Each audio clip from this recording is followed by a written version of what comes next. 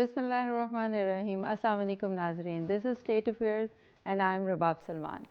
We are here going to discuss about Afghanistan की तरफ से दहशत गर्दी के ताज़ा हमले, सिक्योरिटी इदारों का मुंह तोड़ जवाब, कलबोश की गिरफ्तारी को एक 9 साल मुकम्मल, वफाकी हुकूमत का 1 साल मुकम्मल और हुकूमती दावे, महंगाई कम होती है, ICC की चैम्पियन ट्रॉफ़ी और सरमायाकारी आ रही है, अमेरिका का नया वर्ल्ड ऑर्डर। हमें इसमें हमारा साथ देंगे इकबाल शाहिद साहब। अस्सलाम वालेकुम। वालेकुम सलाम। कैसे हैं जी आप? ठीक जी ठाक हैं? बिल्कुल अल्हम्दुलिल्लाह। तो कहाँ से स्टार्ट करना है? सबसे पहले तो रमज़ान मुबारक।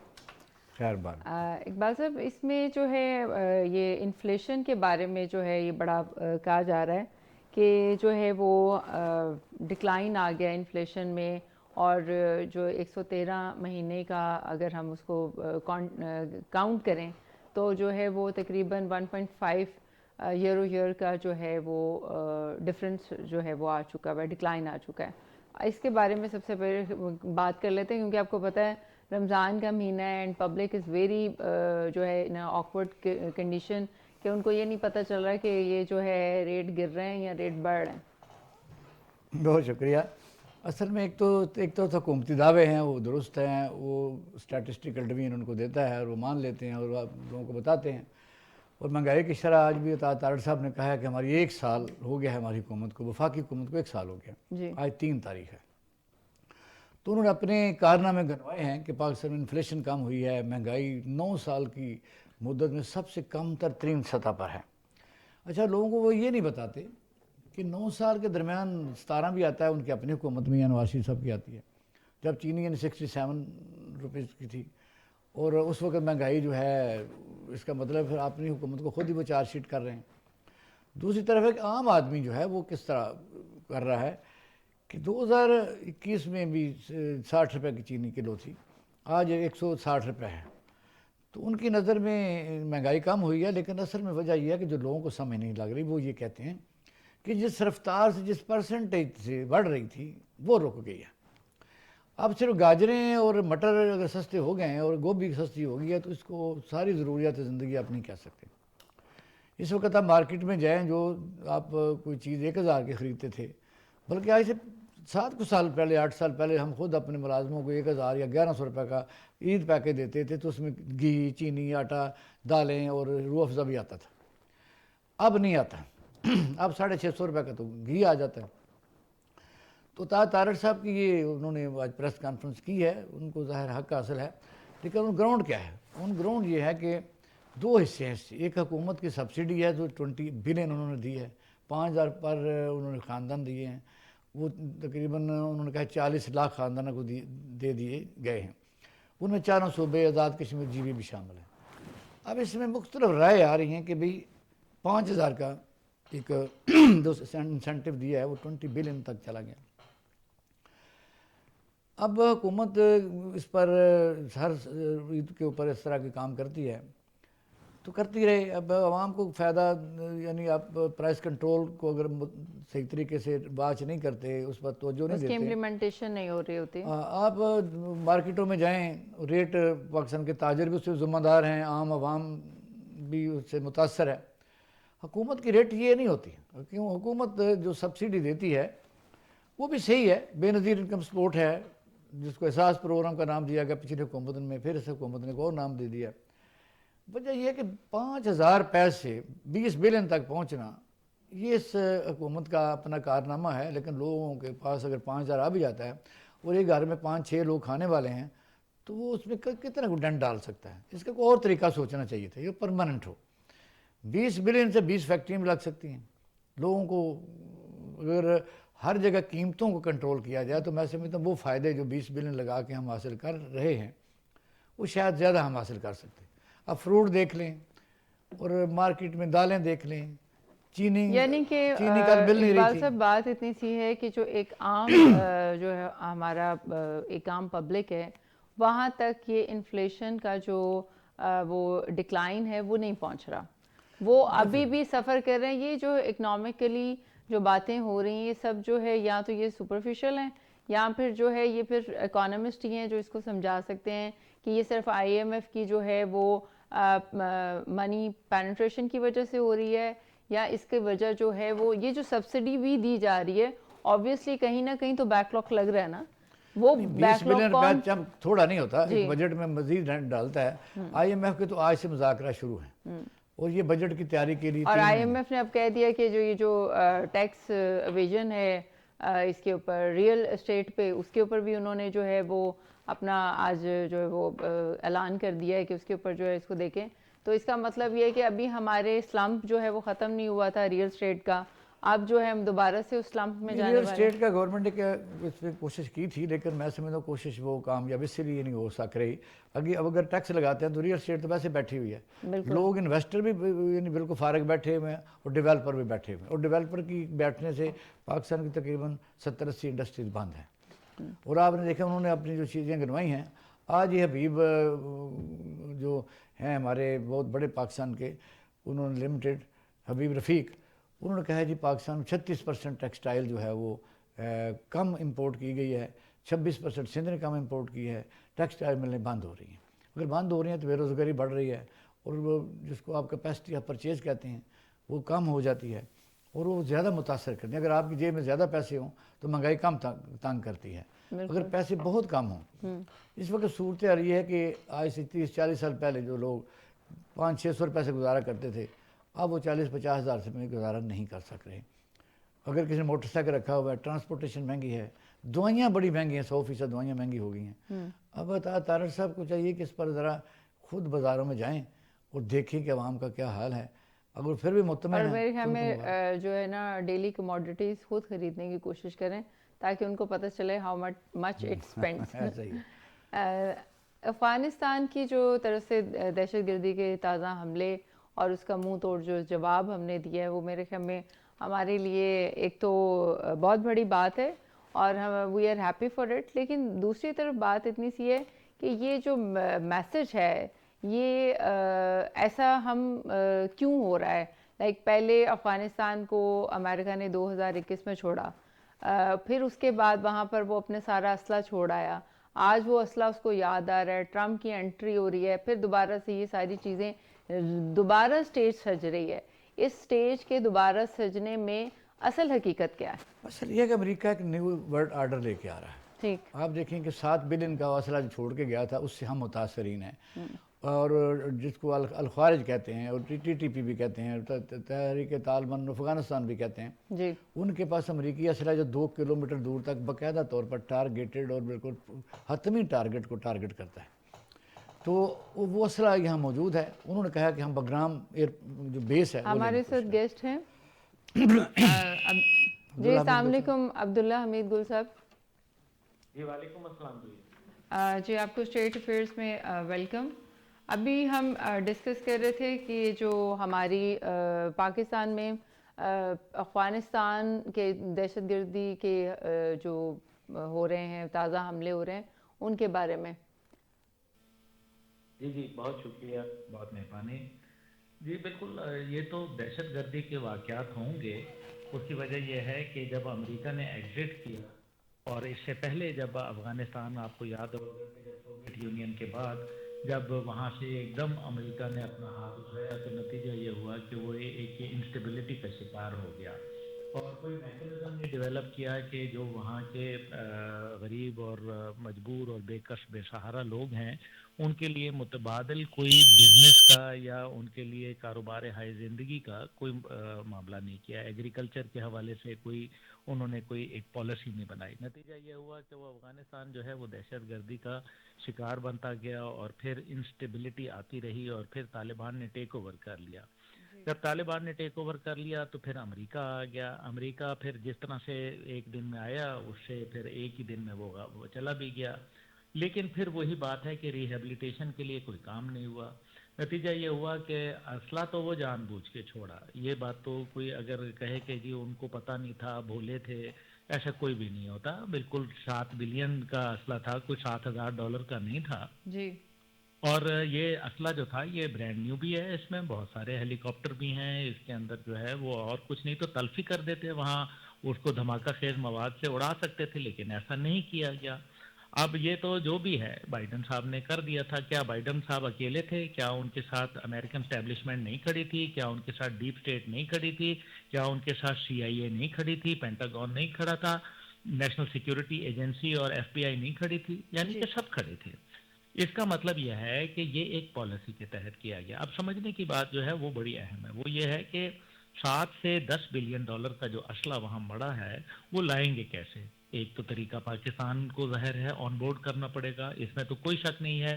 اور یہی وجہ ہے کہ آرمی چیف صاحب کا جو دورہ برطانیہ تھا اس کے میرے خیال ہے کہ جو جس طریقے سے ان کو بہت رائل گارڈز کی طرف سے جو ہے وہ گارڈ آف آنر ملا، یہ ان پریسیڈنٹڈ چیز ہے. جی تو اس کا مطلب ہے کہ پاکستان کی افادیت جو ہے وہ بڑھے گی.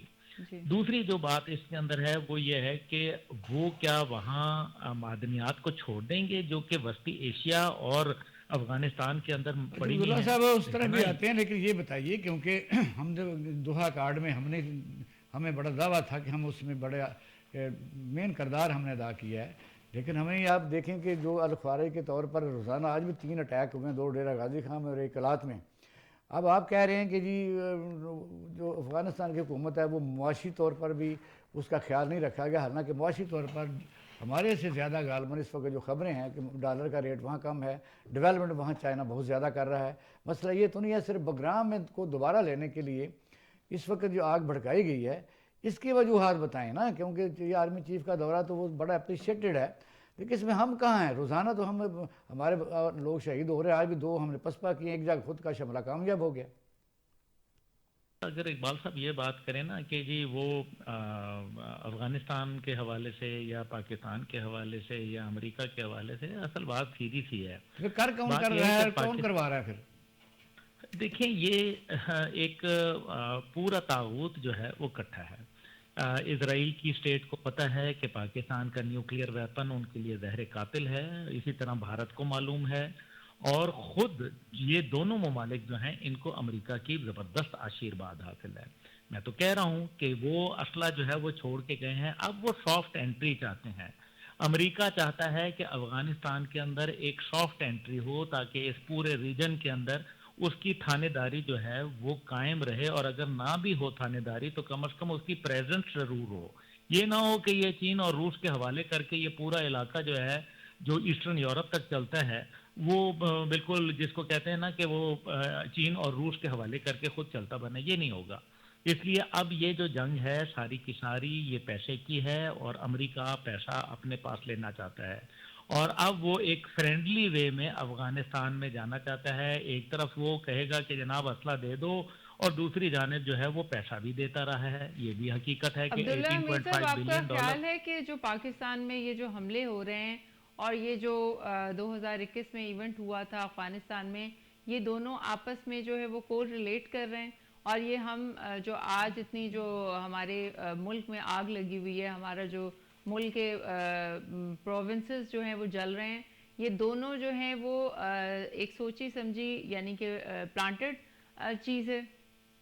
نہیں نہیں، میں یہ نہیں کہوں گا. دیکھیں انخلا تو امریکہ کو مجبوری کرنا تھا، کیونکہ وہ ایک جنگ لا حاصل جنگ کے اندر جو ہے وہ پڑ گئے تھے اور اس کا کچھ نتیجہ نہیں نکلنا تھا، اس لیے یہ تو ایک سائڈ پہ کر دیں.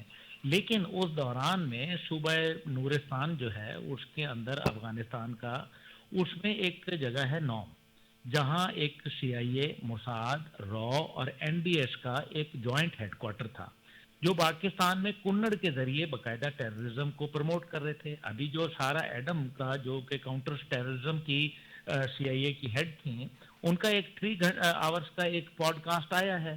اس پوڈ کاسٹ میں وہ کہتی ہیں کہ ہم نے پشتونستان بنانے کے لیے CIA میں سیل قائم کر دیا. اب نہ اس کی تردید وائٹ ہاؤس سے ہوتی ہے، نہ اس کی لینگلے ہیڈ کوارٹر سے ہوتی ہے، نہ اس کی ترجمان امریکہ دفتر خارجہ سے ہوتی ہے. اس کا کیا مطلب ہے؟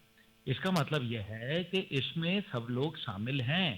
نیوکلیئر پاکستان ان کے لیے کسی صورت قابل قبول نہیں ہے، اور یہی وجہ ہے کہ وہ پاکستان کو جب باہر سے نہیں کوئی تکلیف پہنچا سکتے تو وہ دہشت گردوں کے ذریعے اپنا کھیل کھیل رہے ہیں. اور دوسرا اس میں جو اہم پہلو ہے وہ ہے سی پیک. وہ نہیں چاہتے کسی صورت کے سی پیک جو ہے عبداللہ صاحب سی پروان پیک کا چڑھے. تو جو حشر ہے آپ کے سامنے ہے کہ ہم نے انٹرنیشنل ایئرپورٹ کا جو اناگوریشن کیا ہے وہ ورچوئل کی تھی، اس میں جہاز تو کوئی نہیں اترا باہر، وہ اس وقت تو ڈیڈ ہے، اور الزامات تو ایک دوسرے کے حکومتیں لگاتی رہتی ہیں۔ سوال اگر آپ آگے چلتے ہیں کہ یوکرائن میں جو واقعہ آپ نے دیکھا اوول ہاؤس میں ہوا ہے، ولادیمیر جو زیلنسکی ہے وہ یورپ کا دورہ کر کے واپس چلا گیا، آج اس نے کہا ہے کہ امریکہ سے وہ ہم معاہدہ کرنے کو میں تیار ہوں، یعنی امریکہ تو جیت رہا ہے۔ تو ہم جن کے زیر سایہ یا جن کی ہم سپورٹ نیبرنگ کنٹری کی لیتے ہیں، ہم کہاں کھڑے ہیں اس وقت؟ ہمیں کیا کرنا چاہیے؟ ہمارے ساتھ کیا ہوگا آئندہ؟ دیکھیں، جہاں تک تعلق ہے کہ گوادر کا، میں اس سے تھوڑا سا آپ سے میں ڈس ایگریمنٹ کروں گا۔ وہ بے شک وہ اینیمیٹڈ ہوگا، جو مرضی ہے، مجھے اس کا تو نہیں معلوم، لیکن میں ابھی خود گیا تھا گوادر، اور وہاں ایک بڑے جہاز میں گیا تھا، اور یہ نومبر کی بات ہے، اور وہاں ہم گوادر ایئرپورٹ پہ اترے، اور بڑا شاندار ایئرپورٹ بنا ہوا ہے، اس میں کوئی دوسری رائے نہیں ہے۔ لیکن ان سب سے ہٹ کے اصل مسئلہ یہ ہے کہ آپ دیکھ لیں کہ دہشت گردی جس طریقے سے پروان چڑھ رہی ہے، خاص طور پہ خیبر پختونخوا کے اندر، آپ کو پولیس جو ہے اور قانون نافذ کرنے والے ادارے مغرب کے بعد گشت نہیں کر سکتے۔ اسی طریقے سے دن دہاڑے جو ہے وہاں بلوچستان میں تو اب دن دہاڑے کوئی نہیں جا سکتا، اس لیے جو دونوں صوبے کے وزیر اعلیٰ ہیں، ان کی حکومت جو ہے وہ ان کے گھر اور ان کے دفتر تک قائم ہے، اور بڑی مضبوطی سے قائم ہے۔ دوسری جانب جو ہے وہ آپ نے صدر زیلنسکی کی بات کی۔ دیکھیں، صدر زیلنسکی کا ہمیں معلوم ہے کہ نیٹو کا 65% جو بجٹ ہے وہ امریکہ دیتا ہے، اور باقی تمام ملک مل کے 35% دیتے ہیں، اور نیٹو جو ہے امریکہ کے بغیر کچھ حاصل نہیں ہے۔ اس لیے ابھی آپ دیکھیں گے بہت سارے معاملات ہوں گے۔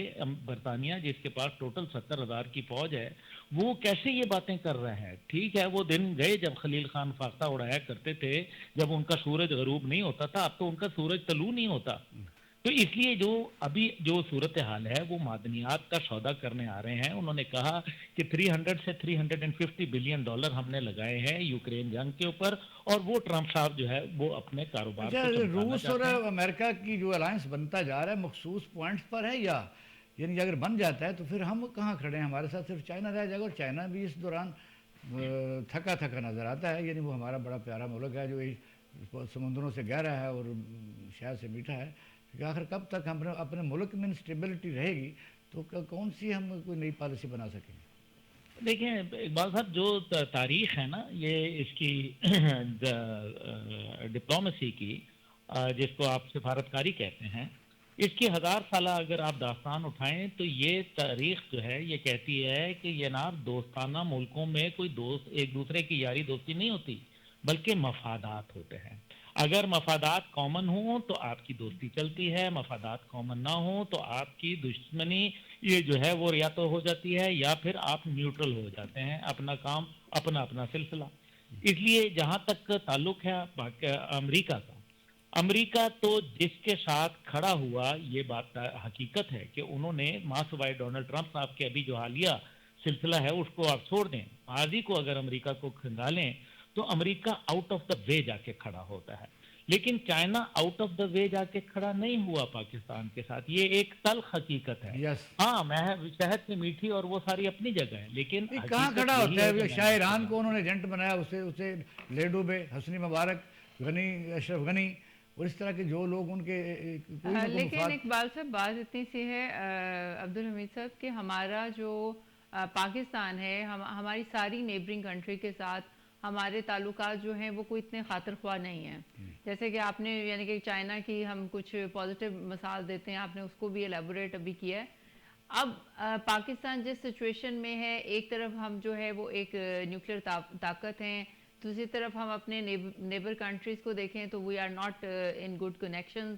ہم جو ہیں اگلا ہمارا کلیم ہوتا ہے کہ ہم امریکہ سے جو ہے ہمیں ڈکٹیشن لینی پڑتی ہے، تو پاکستان کا سروائیول جو ہے وہ کہاں پر آپ کو نظر آتا ہے ان حالات میں؟ دیکھیں پاکستان کا جو سروائیول، آپ نے بڑا اچھا سوال پوچھا اور مجھے بڑی خوشی ہوئی۔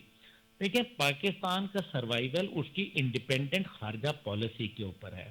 ہر چیز کا کام فوج نے نہیں کرنا ہوتا، اس لیے ہماری اپنی ایک انڈیپینڈنٹ خارجہ پالیسی ہونی چاہیے۔ لیکن میں تو اس کو فارنرز آفس کہتا ہوں، فارن آفس تو ہے نہیں یہ ہمیشہ دیکھیں۔ اب آپ مجھے یہ بتائیں کہ جو غزہ کے اوپر یہ 2 اسٹیٹ کی بات کر رہے ہیں، بھئی کیا آپ اسرائیل کو ریاست تسلیم کر لیا ہے جو آپ اس کو 2 اسٹیٹ سلوشن کی بات کر رہے ہیں؟ اگر ہم اسرائیل کو ریاست ہی نہیں مانتے تو پھر ہم ٹو اسٹیٹ سولوشن کی بات کیسے کر سکتے ہیں؟ دوسری بات یہ ہے کہ ہم افغانستان کے اوپر جو ہماری پالیسی تھی، ہم نے کیوں امریکہ کے جانے کے بعد اس ٹائم پہ ان کو ایکسیپٹ نہیں کیا، جبکہ چائنا جو ہے ان پہ مہربان تھا، اور آج دیکھ لیں چائنا اس کا پورا پورا فائدہ اٹھا رہا ہے۔ لیکن ہم نے امریکہ کے کہنے کے اوپر جو ہے 2 کانفرنسز بلائیں یہاں، ہم نے او آئی سی کا ایک ہنگامی اجلاس بلایا، اور ایک ہم نے جو ہے وہ یہاں وزرائے خارجہ کا اجلاس بلایا، اور یہ ایک تھا 2021 کے اندر اور ایک تھا مارچ 2022 کے اندر۔ لیکن نتیجہ کیا نکلا؟ ہم نے بات افغانستان کی کرنی تھی، لیکن افغانستان کو ہم نے تسلیم کرنے کا ذکر بھی نہیں کیا۔ کیوں نہیں کیا؟ اب یہ آپ کے سامنے ہے۔ ایران کے ساتھ ہم نے ہمارے ساتھ میں کہتا ہوں ترلے منت کر لیا ہے کہ ہمارے ساتھ تجارت کرو، گیس کی ہم نے قیمتیں 550% بڑھا دیں، لیکن ایران سے جو 550 آج اگر گیس لینے لگے ہیں تو 550% گیس کی قیمت میں کمی آ جاتی ہے، لیکن نہ، ہم نے نہیں لینا۔